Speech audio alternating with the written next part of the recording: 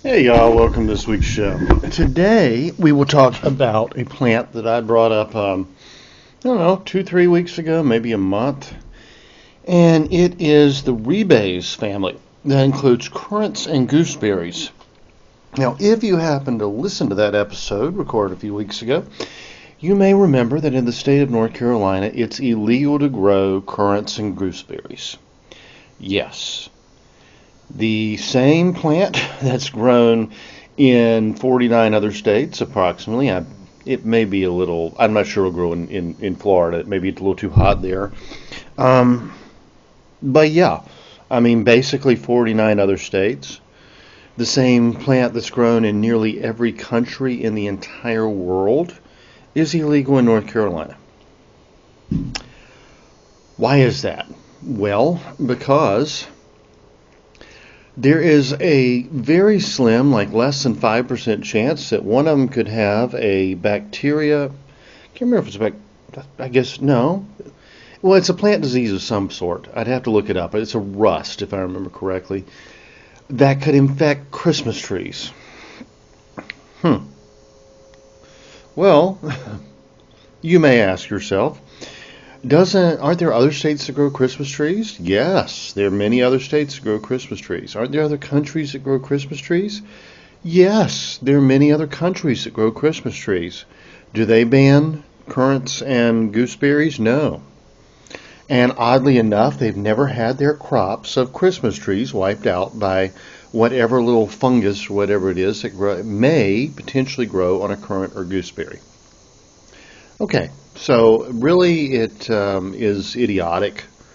Actually, where I live in the mountains of North Carolina, we grow a whole lot of Christmas trees because in the 1970s they decided to transition everybody away from growing tobacco and cabbage to make sauerkraut, and the state decided to subsidize the Christmas tree industry. Well, when you give the government control of anything, they then get to regulate everything around it. And they outlawed currants and gooseberries. Now, there are old homesteads within a rock's throw of big Christmas tree fields that I know of that have currants and gooseberries still growing on them. People were growing them there before the Christmas tree industry ever got going in the 1970s. They've never infected the Christmas trees, and they never will. But if I were right now to go to my home in North Carolina in the mountains, in the Blue Ridge Mountains, right near the Blue Ridge Parkway, and plant a currant or gooseberry, if someone from the state found out about it, they could come burn it and fine me a lot of money. So I don't grow currants and gooseberries, even though they're some of my favorite fruit, which just goes to show you how stupid government is. Less government you have, the more freedom you have, the more things make sense. As Ronald Reagan said, the scariest words in the English language are "we're from the government and we're here to help." Now, currants and gooseberries. Delicious for eating, especially the gooseberry just eating out of hand. Currants are good, but they're a little more tart. And both are fantastic for cooking, for making jelly, and etc. Wines, you name it. I mean, gooseberries are a little bit larger. You get a little more fruit per bush. And so gooseberry wine, absolutely classic. Really one of the finest non-grape wines there is. And you may have thought before, you've seen in a recipe, it calls for dried currants. A fruitcake, for instance, or maybe it's a cookie. Welsh biscuits, Welsh cakes. They usually have currants in them. Those are delicious. Well, actually, those are not dried currants. Those are actually a type of raisin. If I remember correctly, they're known as Corinthian raisins or raisins from Corinth. So the currant that you may see in a recipe, which is of dried fruit that goes in a cake or cookie, is usually not the same currant as is in the rebase family, which grows on a bush. However, the two are rather similar in taste and texture, and there are some recipes that actually called for dried currants. It's just not very often anymore. You're not going to see that in a cookbook, say newer than 1900. Cookbooks from the 1700s, 1800s may actually call for dried currants. Rather difficult to find in the United States in their dried form. Easy to grow, and really, if you're not in North Carolina, you can probably grow all you like and really enjoy them. But as I said, gooseberries make a very good wine. Probably the finest wine of England is gooseberry wine. They don't grow very good grapes there at all. They do grow good apples and pears, and anywhere that you can grow good apples and pears, you can also grow good gooseberries and currants. But let's get into the medicinal properties. So we'll start with Dioscorides. He describes the plant, and of course we don't have to worry about that. You can just Google it as you're listening to me. As for medicinal uses, he says the leaves of both currants and gooseberry, all of them, he says, are effective rubbed on for erysipelas, which is an inflammation of the skin, and herpes, viral skin infection, of course. It is said that the branches laid against gates or windows drive away the enchantments of witches. Well, one thing you may not know about North Carolina, especially if you consider the cities of Asheville and Boone, North Carolina, we probably have more witches per capita than anywhere else in the entire United States. North Carolina got a lot of witches. Wiccans, whatever you want to call them. We got tons of them. We probably, I mean, if you were to take like religious groups per number, of course the state is overwhelmingly Protestant. Catholics are really catching up, but I would say there are probably more witches and Wiccans, or pagans, or the three of them combined would probably make probably the third largest group of religious affiliation in North Carolina, were there such a thing as an affiliation for that group of people. There are certainly more witches and Wiccans than there are Buddhists or Hindus or Muslims. And we actually have a lot of those three groups. We have a lot of Buddhists, especially in the Asian communities around Charlotte and Hickory. We have a lot of Muslims up around Durham and Chapel Hill, and a fair amount of Hindus, probably not that many actually, probably more Baha'i Barith than Hindus. But if you were to count witches and Wiccans as an ethnic group and various affiliated pagans, I'd say that North Carolina probably has a greater percentage than most any other southern state. Well, certainly, I'd say we have a higher percentage than any other southern state, and probably more than most other states. Maybe Oregon would beat us. California. New York, maybe? Yeah. Anyway, so maybe the reason for that is because we can't grow gooseberries and currants, because according to Dioscorides, they drive away the enchantments of witches. So take that with a grain of salt and for what it's worth. But yeah, North Carolina is really messed up in that regard. We got a lot of colleges, we got a lot of liberals, we got a lot of hippies, and We got a lot of pagans. There's no doubt about that. But and they're not. I mean, you might say, well, hey, North Carolina has like 13 Indian tribes. No.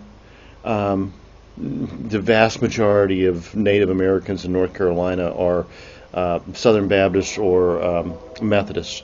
A few Presbyterians, a few Pentecostals. Um, in the entire Lumbee tribe in North Carolina, which is 50,000 people, there may be 3 pagans. In the entire Cherokee tribe of North Carolina, which is a little less than 10,000 people, there may be 15 to 20 pagans. Among the let's go with 100. Let's just throw it out there, and we'll give a big number. I doubt it. Haliwa Saponi, I don't think there's an entire one. The Waccamaw, probably not a single one. Yeah. The so-called pagans here in North Carolina are white, spoiled, rich kids with college educations. So there you have it.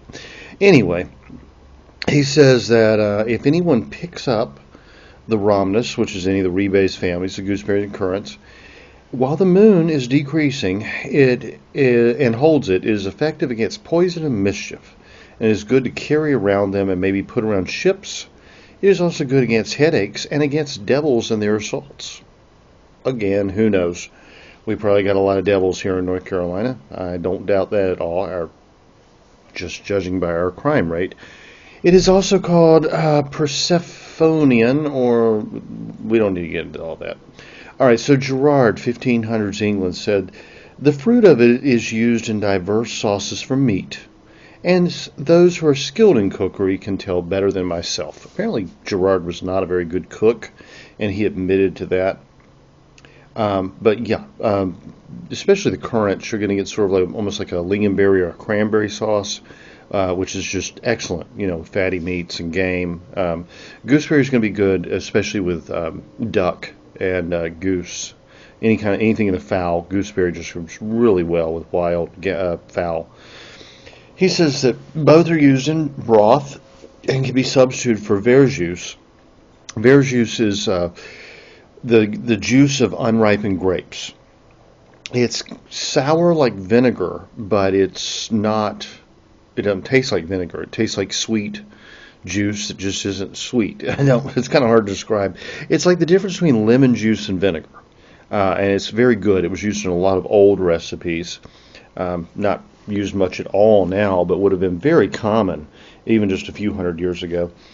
He said, it maketh the broth not only pleasant to taste, but is greatly profitable to such that are troubled with a hot burning ague. In other words, it helps bring down fevers.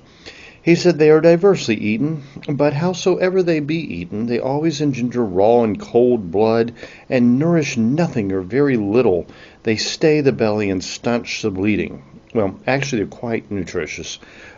Really one of the very best fruits you could look for in the wild, or you could have growing on your property. But they are a bit astringent, and while they stop diarrhea and internal bleeding, they could also cause constipation in one amount, or in the other hand, you could eat so much, you get so much fiber, that works as a laxative. So I wouldn't worry too much about that. But he does mention that they stop the menses, and they have, and that is, again, in moderate amounts taken, the astringency will stop any kind of bleeding and help any kind of flux or diarrhea. The ripe berries, as they are sweeter, do little or nothing to bind. Okay, so the ripe ones, he's saying the immature berries are more prone to cause constipation than the ripe ones. The juice of the green gooseberry cooleth all inflammations, including St. Anthony's fire, which was apparently like shingles, basically. They provoke the appetite and cool the heat of the stomach and liver. And the young and tender leaves eaten raw in salad provoke urine and drive forth the stone and gravel. Yes, the leaves have a diuretic effect, so also good for kidney stones, bladder stones, such as that.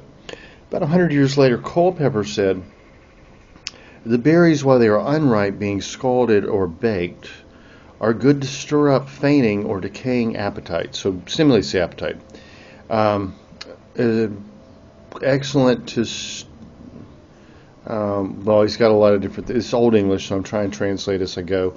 You can preserve them with sugar, and they last all year. Decoction of the leaves is good for swellings and inflammations.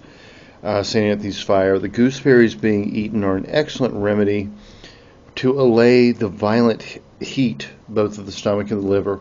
Young and tender leaves break the stone and expel gravel from the kidneys and bladder. Interestingly, he said even in the 1600s they were thought to cause people to have worms. Well, they don't. Interesting.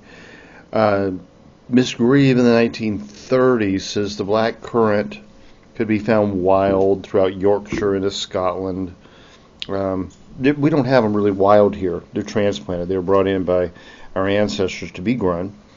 Said the berries are sometimes put into brandy like black cherries, and the Russians make wine of them, with or without honey. And a drink was made which, when young, makes spirits that resemble brandy. And the leaves could be turned into a tea, which could be a substitute for black tea or Chinese tea. Said the goats are specifically fond of the leaves. But as far as medicinal uses, diaphoretic, and febrifuge. Basically, diuretic means increases urination, gets rid of excess fluid, and diaphoretic and febrifuge means it helps with fever. She also mentioned that the juice could be boiled with sugar and makes a good, basically a cough drop for inflamed throats. The leaves are cleansing and diuretic. Good for dropsy and hemorrhoids and bladder and kidney stones. She gives a recipe for black currant jelly, which is delicious. It is one of my absolute favorite jellies on a buttered biscuit. Black currant wine, very similar. Basically, you just keep cooking down the same mixture to make a jelly, or turn it off, let it cool, add some yeast to make some wine. 3 quarts of juice, the same amount of water, 3 pounds of sugar. That's a lot of sugar, actually, and that in her time the sugar wouldn't have been as pure, so I'd probably cut that in half. Put in a cask, and she was just using, of course, the juice from the air, but the yeast from the air. But of course, we would use a commercial yeast.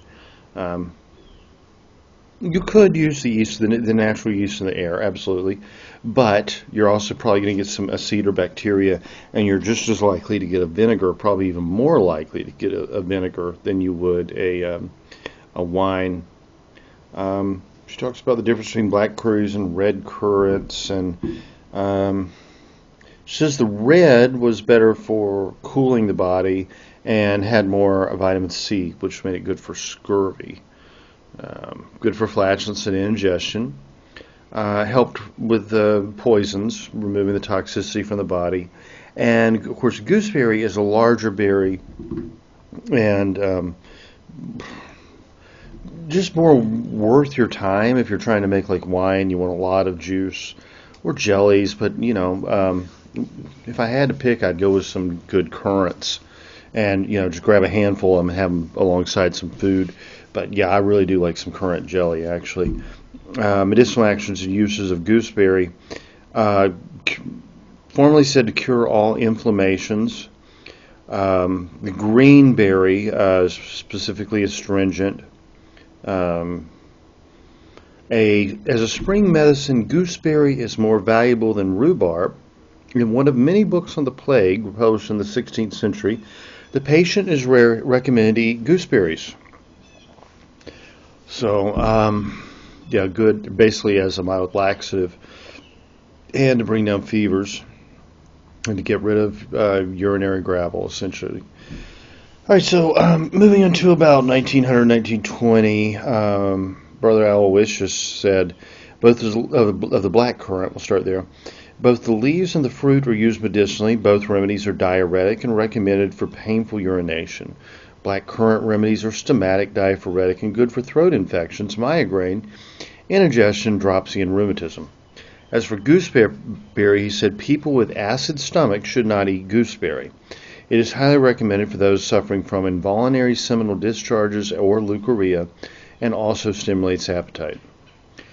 Skipping ahead quite a bit to King's Medical Dispensatory of 1898, they say the blackcurrant is native of Europe, especially from Siberia, um, and is now cultivated in this country. It grows in cold, damp woods and bogs, but it can also be cultivated in the garden under actions, medicinal doses, and usages. The juice of these berries, especially the blackcurrant, is said to be diuretic and diaphoretic. Diaphoretic is fever lowering. They may be made into a jelly, a jam, or a paste. I do love blackcurrant jam, I really do, and are very useful in febrile and inflammatory diseases, and in hoarseness and infections of the throat. The raw juice is an excellent refrigerant beverage in febrile or feverish conditions. A decoction of the bark of the black currant has been proved useful in calculous affections such as bladder stones, kidney stones, urinary gravel, dropsy, and hemorrhoidal tumors. It may be used freely. The French prepare a liqueur from the berries called cassis. Yes, they do. And cassis, creme de cassis, or just cassis, is like, it's in my top 10. I mean, it's not something I buy ever because it's kind of pricey, the good stuff imported, but it's absolutely fantastic. It's one of those things like I don't buy because I probably couldn't stop from sipping on it. It's delicious. He talks about there is a wild black currant in America and says it's pretty much interchangeable, but a very different plant, actually.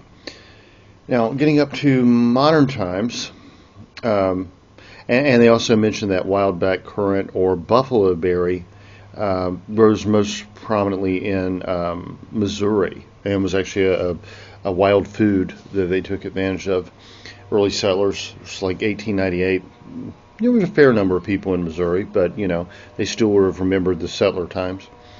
Plants for Future says medicinal use of red currant. The fruit is antiscorbutic, and that means it has vitamin C. It's good for scurvy. Aperient, purgative, digestive, diuretic, laxative, refrigerant, and sialagogue. Okay, what have we not defined here? Good to settle the stomach, good for digestion, diuretic, good for fevers, cooling, laxative. Sialagogue stimulates saliva. So the leaves contain the toxic hydrogen cyanide. So yeah, just like your apple. Okay, what's the one coming? Oh, wild cherry. Cherry, a little bit of cyanide in that, and it actually has cough suppressant quantities we don't use enough to actually poison ourselves. So, but you need to know about that, and I wouldn't take a very strong extract of the leaves of red currant. A decoction of them is used externally to relieve rheumatic symptoms. They are also used in poultices to relieve sprains and reduce the pain of dislocations. Now, as for gooseberry, the fruit is laxative. Stewed unripe gooseberries are used as a spring tonic to cleanse the system. The leaves have been used in the treatment of gravel. An infusion taken before the monthly periods is said to be a useful tonic for growing girls. In other words, it can bring on delayed menses. It can go and hasten things along. The leaves contain tannin and have been used as a astringent to treat dysentery and wounds. So, yeah, very, very, very useful herb. Really one of my absolute favorite fruits, and completely illegal where I live. If I go 10 miles to the west, I can grow gooseberries and currants. If I go, 35 miles to the north, that means if I go to Tennessee, just across the line, I can almost throw a rock and hit Tennessee, I can grow gooseberries and currants legally. If I go a half hour north into Virginia, I can grow gooseberries and currants legally. If I go an hour and a half south into South Carolina or North Georgia, I can grow gooseberries and currants legally. Here in the land of the free and the home of the brave, if I grow gooseberries or currants, a neighbor can rat me out and they come raid my property as if I was bootlegging or making drugs or something.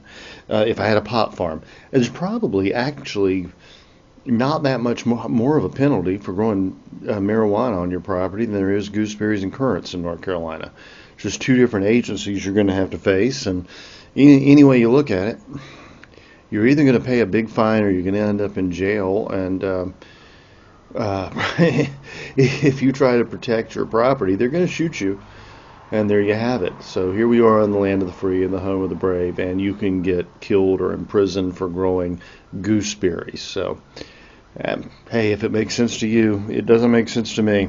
It doesn't make sense from a logical perspective, especially since these Christmas trees they brought in have helped introduce a parasite that's killing all our native, like white pines and hemlocks, and they're having to go out and spray lots of chemicals on them just to try to save the trees, both the crops and our native trees, and they're poisoning the water. And we actually have higher insurance rates in my county than most other counties because Christmas trees require so much chemical sprayed on them that it gives people cancer. I mean, I like a Christmas tree as much as anybody else, but it takes a whole lot more chemicals than tobacco or cabbages ever did. And given the option, I'd just rather have some gooseberries and currants. I mean, honestly, the original Christmas tree was a hawthorn. I'd be happy with that, but I mean, I certainly don't mind a Fraser fir or blue spruce or anything like that. But yeah, at what cost? I mean, really, we have really high cancer rates, and maybe this was not the best idea. I'm just saying. But of course, if I were to say that publicly, somebody would come burn my house down. That's just the way things are and the way things always have been, and you don't rock the boat when it comes to the local economy. I'd also like to see North Carolina have a fall turkey season. In the rest of the country, pretty much, when it comes time for Thanksgiving dinner, you can go out and shoot a turkey and dress it out and put it on your table. North Carolina just has a spring turkey season, which makes absolutely no sense whatsoever. But there are a lot of things that don't make a lot of sense around here, like the river across the street from my house, which according to state law is open to fishing and cannot be declared private property and closed if it's navigable, meaning which means if I can go up it or down it in a canoe or a kayak, it's navigable. But they've got it marked off as a private fishing club, and the millionaires that control that put enough money in the county government and the state government that's where all the game wardens are, making sure the hillbillies don't get to catch trout, even though our tax dollars pay to stock it. I'm all for making America great again, but we need some help in North Carolina, and we need it big time. But anyway, y'all, have a good one, and I will talk to you next time. The information in this podcast is not intended to diagnose or treat any disease or condition. Nothing I say or write has been evaluated or approved by the FDA. I'm not a doctor. The U.S. government does not recognize the practice of herbal medicine, and there is no governing body regulating herbalists. Therefore, I'm really just a guy who studies herbs. I'm not offering any advice. I won't even claim that anything I write or say is accurate or true. I can tell you what herbs have been traditionally used for. I can tell you my own experience and if I believe an herb has helped me. I cannot nor would I tell you to do the same. If you use an herb anyone recommends, you are treating yourself. You take full responsibility for your health. Humans are individuals and no two are identical. What works for me may not work for you. You may have an allergy, a sensitivity, an underlying condition that no one else even shares and you don't even know about. Be careful with your health. By continuing to listen to my podcast or read my blog, you agree to be responsible for yourself, do your own research, make your own choices, and not to blame me for anything ever.